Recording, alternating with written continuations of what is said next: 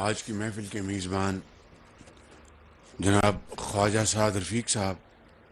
وزیر ریلوے، وزیر خزانہ جناب اسحاق ڈار صاحب، وزیر پلاننگ جناب پروفیسر، اس موقع کو سیلیبریٹ کرنا چاہیے کہ وہ گرین لائن جس کی بنیاد میاں محمد نواز شریف کے پچھلے دور میں رکھی گئی تھی اور اس وقت اس کا اجرا کیا گیا،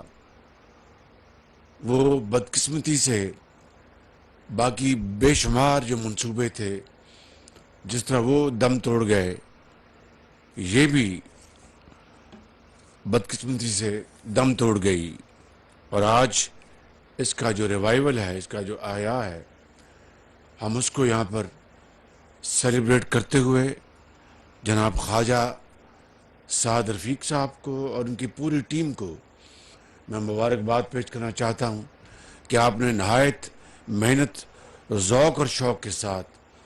آپ نے گرین لائن کو ریوائیو کیا ہے۔ اس کے ساتھ میں چائنیز کمپنی کو بھی میں مبارکباد پیش کرنا چاہتا ہوں، جنہوں نے بہت اچھی ویگنز یہاں پر مہیا کی۔ میں نے ابھی ان تمام ویگن کو دیکھا ہے اور دو سے ہم خود گزرے ہیں۔ ماشاءاللہ بڑی جدید سہولتیں موجود ہیں، وائی فائی ہے اور فلیکسیبل سیٹس ہیں، بیڈز ہیں، اور سب سے بڑھ کے جس کو میں سمجھتا ہوں کہ خواجہ صاحب نے پوری قوم کو بتا دیا ہے کہ وہ آؤٹ سورسنگ میں یقین رکھتے ہیں، اور یہی آج کے زمانے کا وے فارورڈ ہے۔ جو سروسز ہیں ان کو آؤٹ سورس کیا گیا ہے، چاہے وہ جینیٹوریل سروسز ہیں، چاہے وہ انٹرنل سروسز ہیں، یا کھانا مہیا کرنا، یہ ساری جو سروسز کو آؤٹ سورس کیا گیا ہے، جس سے یقیناً میں سمجھتا ہوں کہ ریلوے کی اس جو لائن کو بہت نہ صرف فائدہ پہنچے گا بلکہ اس کی تشہیر ہوگی، اور اسی کو یہی ماڈل ہے آج کی دنیا میں کہ آج حکومتیں گورن کرتی ہیں، وہ ادارے چلاتی نہیں، خود وہ ان کو آؤٹ سورس کرتی ہیں۔ اور اس کی آپ ایک وجہ دیکھ لیں کہ جو ایس او ایز ہیں، اسٹیٹ اونڈ انٹرپرائزز، ان کا آج کیا حشر بنا۔ آج اب اسٹیل مل کو دیکھیں اور بے شمار ادارے دیکھیں، خود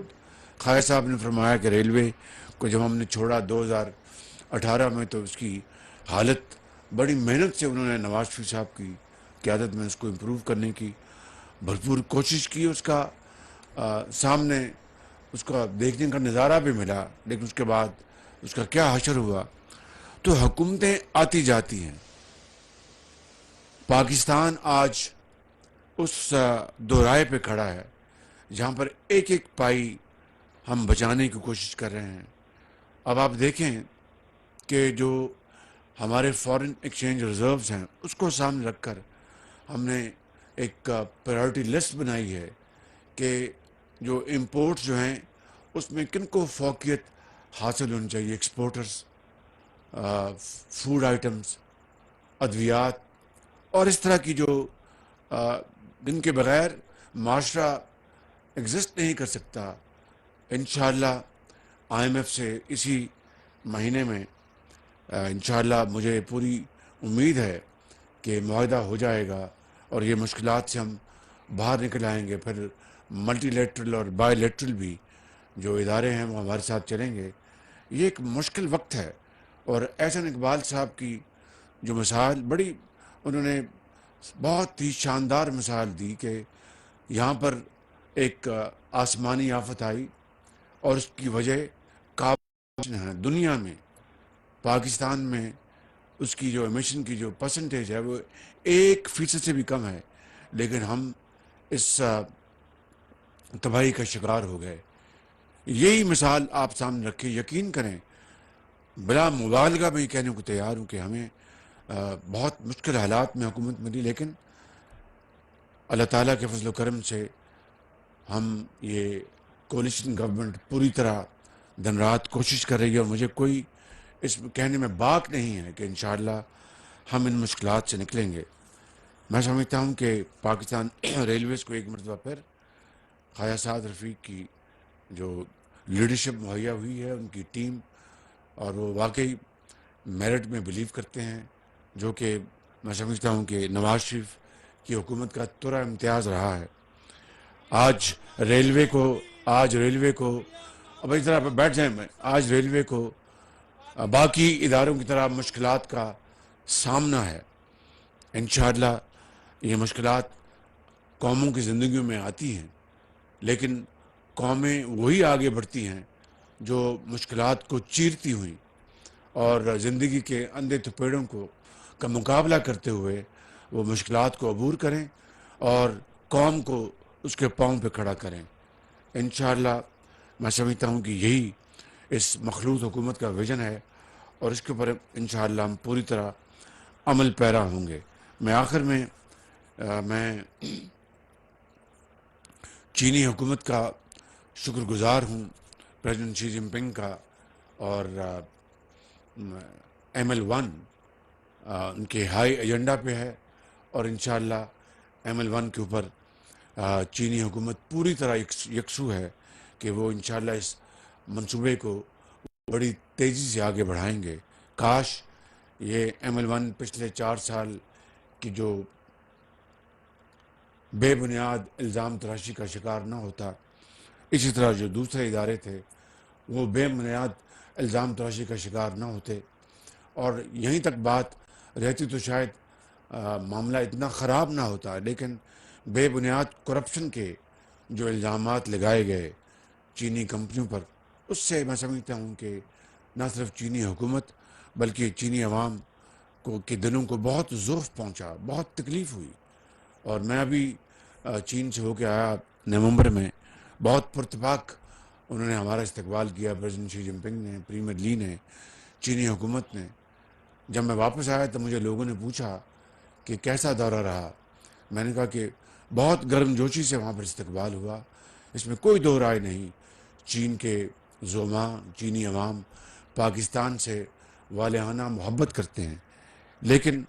ابھی برف پگھل رہی ہے، کیونکہ پچھلے 4 سال میں جو ہمارے تعلقات کو جو ضعف پہنچا ہے، جو اس کو تکلیف پہنچی ہے، ٹھیس پہنچی ہے، یہ کوئی آسان کام نہیں ہے۔ جہاں پر دلوں کے رشتے ہوتے ہیں وہ جڑتے بھی بڑی مشکل سے ہیں، اور جب خدا نہ خواستہ کوئی ایک بال برابر بھی کوئی اس میں دراڑ آ جائے تو اس کو جوڑنا بھی کوئی آسان کام نہیں۔ لیکن میں شکر گزار ہوں چینی حکومت کا اور چینی عوام کا کہ وہ پاکستان کے عوام کے ساتھ بے پناہ محبت کے جذبات رکھتے ہیں، اور ان مشکل ادوار میں بھی وہ پاکستان کی پوری طرح انہوں نے ہاتھ تھاما ہوا ہے۔ لیکن یہ ہمیں اس سفر کو اب بدلنا ہوگا، ہمیں اپنے پاؤں پہ کھڑا ہونے کے لیے ہمیں قربانی، ایثار، جذبوں سے کام لینا ہوگا، محنت، امانت اور دیانت کو اپنا شعار بنانا ہوگا۔ اس کے بغیر ہم کب تک ہم دوسروں کے سہاروں پر چلیں گے؟ یہ ممکن نہیں ہے۔ یہ میری بات نوٹ کر لیں، یہ عاجز یہ بات بار بار